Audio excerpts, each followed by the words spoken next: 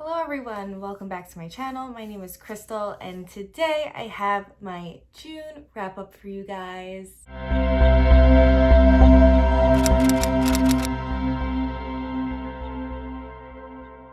June was an interesting reading month. I felt it was the longest month of the year so far, and also I didn't really read much as I planned to read.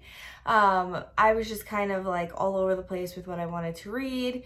Totally mixed emotions. I went back to work in June, so yeah, just everything's been just kind of hectic since then. So I read actually a decent amount of books, surprisingly, for how I felt about the month.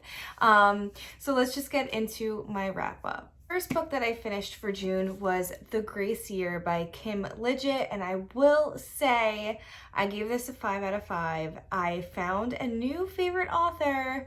I can't believe this took me so long to read, and every time I would see this book in the bookstore or even in Target, I would always see it in Target, I was always drawn to the cover because it's so beautiful and pink, and I just love the braid on the cover. I just was so drawn to it, but I wasn't sure if it was something that I was going to enjoy, especially since I don't read that many dystopian themed books.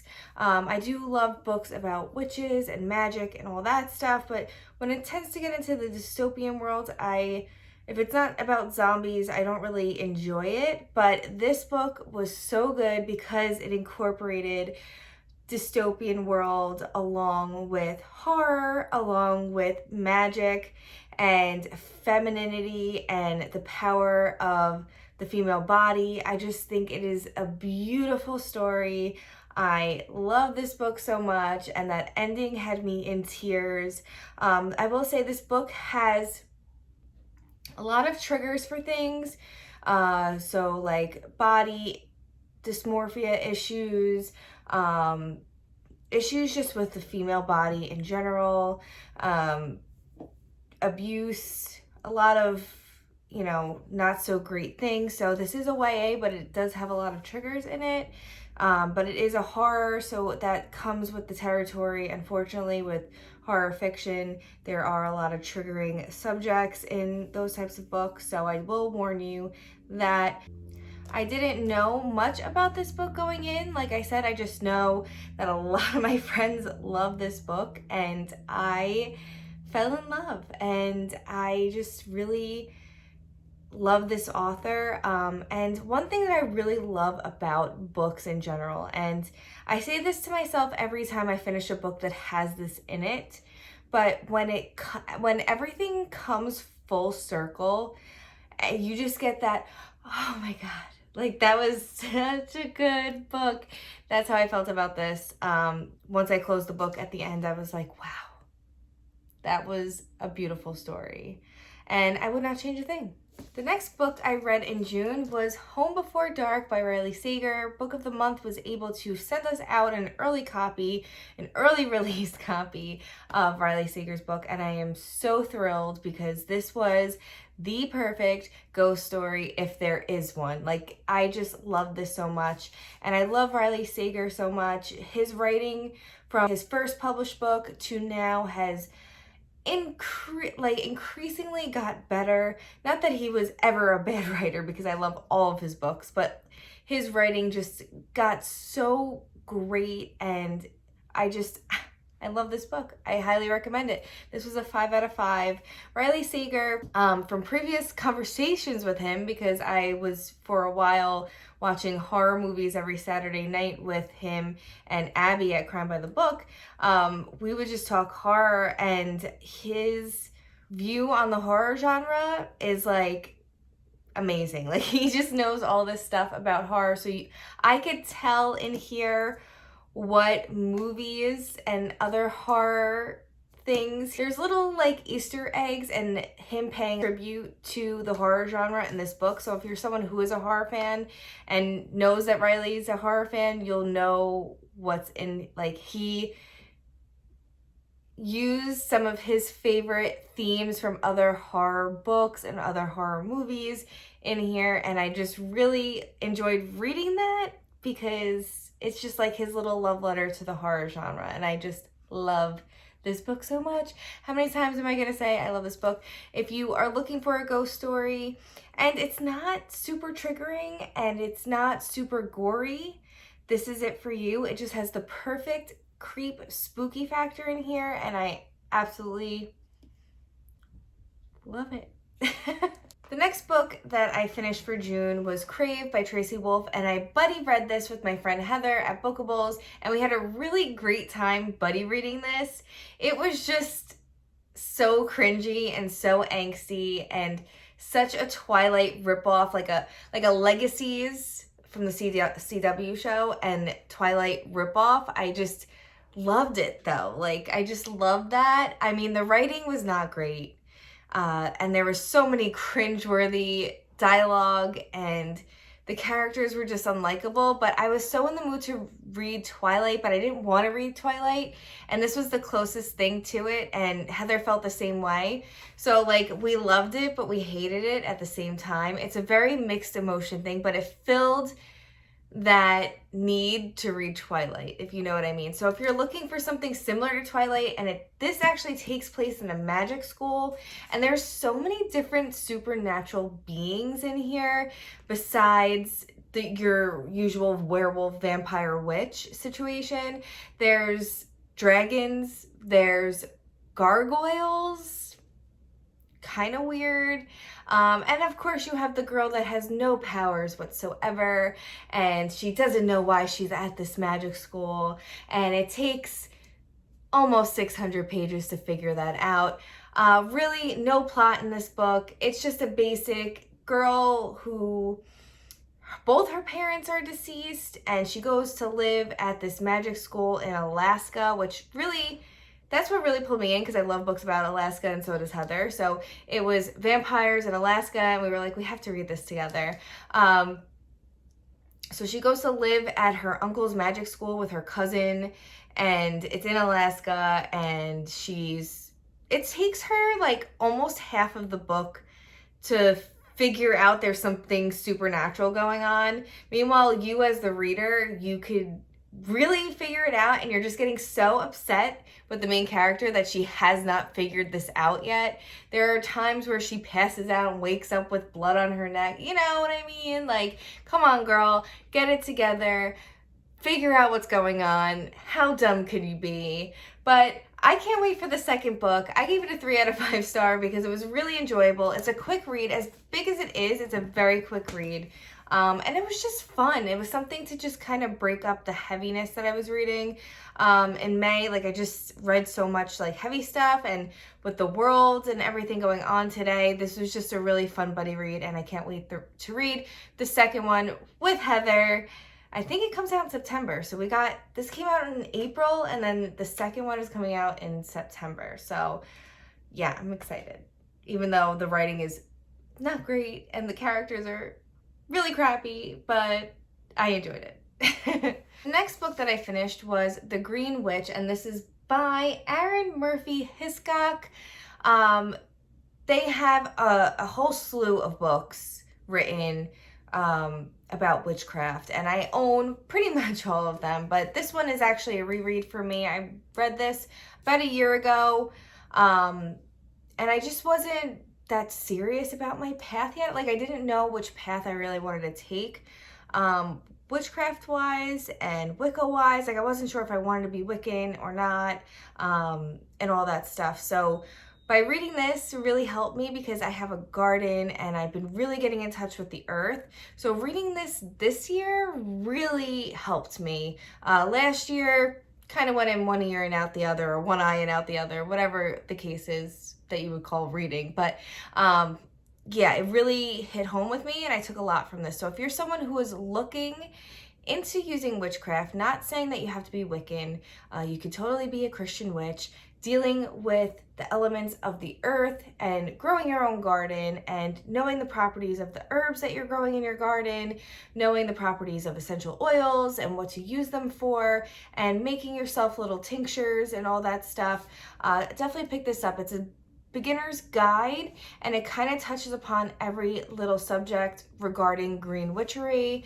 And then if you want to be a green witch, then there's just so much more reading material you can find out there. And actually in the back of the book, there is some recommendations for you from this author. So I really enjoyed this. I highly recommend it. It is something that is intriguing you. Remember, witchcraft is not a religion. Wicca is a religion, but you can incorporate witchcraft into your daily life by reading like some books like this. And I really suggest this author's books because they're very knowledgeable, and she lists all her sources in the back of the book. So she doesn't, take other people's information and flip it around. She will give credit to the other information. And then if you want to read further on that information she's giving you, you have the source and you can go read that book or that article or whatever the case is. So I really love this. And I am really pursuing my green witchery path, and I'm loving it so much. I feel so attached to the earth, and that's what we need right now. We need people taking care of our earth and utilizing our earth the proper way. So check this out if it's ever intrigued you and you've seen it on the shelves. I highly recommend it. It is a 5 out of 5 for me. The next book that I finished was Burn Our Bodies Down by Rory Power. And oh my goodness, was this a fun read. I love this book so much. I had a great reading month, I think. Like, looking back on it and talking to you guys about it right now, I had a great reading month. Burn Our Bodies Down was the perfect YA horror. And when I say the perfect YA horror, it is, because it doesn't delve too deep into gory subjects. There is some of that in here, but it is horror. And a lot of people that read Wilder Girls by Rory Power didn't really love the ending, and I enjoyed it. I really did. Like, I really loved Wilder Girls, and that's why I picked up Burn Our Bodies Down. And I just feel like Rory Power has a feminine power behind her writing, and I just really enjoyed that. And I want more stories from this world that she created. I find it really interesting, and I'm not going to tell you much about this book going in because I didn't know much about it going in. The synopsis is very vague. There's really not much that you could really describe to someone to be like, read this book. Just read it for yourselves. It came out July 7th, so it should be in stores by now by the time you see this video. Loved it. Highly suggest it. 5 out of 5 stars. The ending was fabulous. And like I said, I want more in this world. It's kind of like a dystopian world. It's a little folklore, magic-y. Trying to think like what else to describe it. It definitely has like a little bit of like a witchcraft element to it, which I really enjoyed as well. They don't really establish it as that, but it definitely gives off that vibe. And it's kind of a gothic story a little bit. You get that folklore gothic feel from the story. So if that's something that you enjoy, I highly recommend it. This story is not going to be for everybody. It is a horror story. It is a very weird, strange concept of a story, but I enjoyed it. So that one I gave a 5 out of 5 stars to as well. Finally have here Doohickey by Stephen King, and unfortunately I DNF'd this book at 400 pages. I just wasn't jiving with it, and I thought this was going to be a new favorite of mine. I was so in the mood to read it. It's a great summer themed book because it does take place in the Florida Keys in the sunshine. I just felt like nothing was happening. It's a lot of character development, a lot of character relationships in this book, and it's very sad and dreary, but like get heavy on the sadness, heavy on the emotions. For sure, definitely something different than Stephen King does. I mean, he always incorporates emotion in his books, but not really to this extent. I know he wrote this after his accident where he almost lost his life. So I'm wondering if this is just like him putting all of his emotions from that into this book, and obviously some fantastical horror elements to it as well. It is a horror. I didn't really touch upon much because once things started actually happening, I just decided to DNF because it took 400 pages for this to happen.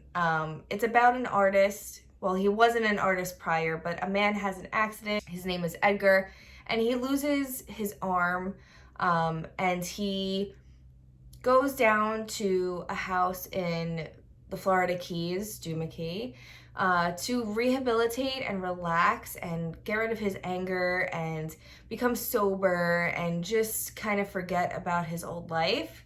So he meets a friend down there on the beach who takes care of this older woman named Elizabeth. Established this relationship. He starts to get into art and he starts drawing these wonderful, amazing pictures, but through his art, he is like psychically predicting the future. His phantom arm, they call it, the arm that he lost, is doing the artwork and telling the story, and he's pretty much psychic because he's telling the future from his pictures. But yeah, it's a lot of art in here, a lot of art talk. And I was just getting bored. I was just really bored by the story. I didn't feel a connection to the characters whatsoever. And yeah, I just wasn't emotionally invested, and I didn't want to push any further because I just didn't want to. So if I had to rate this book from what I read, it's like a 2.53 star book for me. I know the ending, a lot more happens, but I just couldn't push through. I just couldn't put myself through it. I was feeling like it was putting me in a reading slump, and I just wasn't feeling it. So let me know if you too felt that way about Key. I feel like I'm the only person in the world that did not like this book. I don't know why. And I just don't want to push myself any further to read it. Maybe I'll revisit it in the future at some point, but right now I just don't feel like putting my energy into this book. This was our Constantly Reading book club pick for June and July. So in case you didn't know, this down. In case you didn't know, the Constantly Reading Book Club has moved over to Discord. We just feel like it's a little bit better to have a discussion on Discord than on Goodreads. Goodreads is still just not user-friendly for the book clubs, and it's great to track your reading and everything, but for book club discussion, and because our book club has grown so large, and I just feel like for the people that really want to discuss the books, let's discuss it in Discord. And we can kind of get to know each other a little bit better. I really like it, and we're all getting off on like a good foot right now. We're all having fun discussing books on Discord. So I will leave the link to that down below if you are interested in joining in. We have already picked our future books 3 months ahead. So for our August pick, it's It. For September, we're reading Salem's Lot, and for October, we're reading The Shining. We're kind of delving back into Stephen King's classic books to get us in the mood for the fall season coming up. And I just feel like It is a perfect book to read in August because it takes place in August. So it's a great time to read It and revisit The Losers Club once more because it's one of my favorite Stephen King books that I've ever read. And for July, I am hosting the Horror in 24 Readathon. So if you're interested in that, a link to the video will be up above in the cards. It does start this weekend, July 11th, and it's going all the way to August 3rd, so you have plenty of time to read whatever you want to read. You could double up on the prompts. There's no rules, just have fun. There's Instagram photo prompts. The idea of this readathon is to just flood everybody's feed with all the horror. I just get very nostalgic in the summer for horror because this was my time in my childhood where I read a lot of horror besides Goosebumps. I had a bookstore that was up the street from my house, and I would walk there and just get all the horror books that I enjoyed and watch horror movies. Being off from school and getting to read whatever you wanted was just read and watch everything that you wanted was just the best thing ever. And anytime a summer thunderstorm rolls in, I just want to pull out my Goosebumps books and read them. So I'm really excited to be hosting this readathon with my friends, and all of their channels will be linked down below as well. So I hope you join us for the Horror in 24 readathon. I hope you join us for the Constantly Reading book club that has moved to Discord. And that is it for this video. Kind of a long wrap up, I'm sorry about that, but I haven't really filmed in a while, so I haven't been able to talk to you guys, and I miss y'all. So thanks so much for watching. If you like this video and you want to see more wrap-up videos from me, please just like and subscribe down below, and I'll be talking to you guys soon.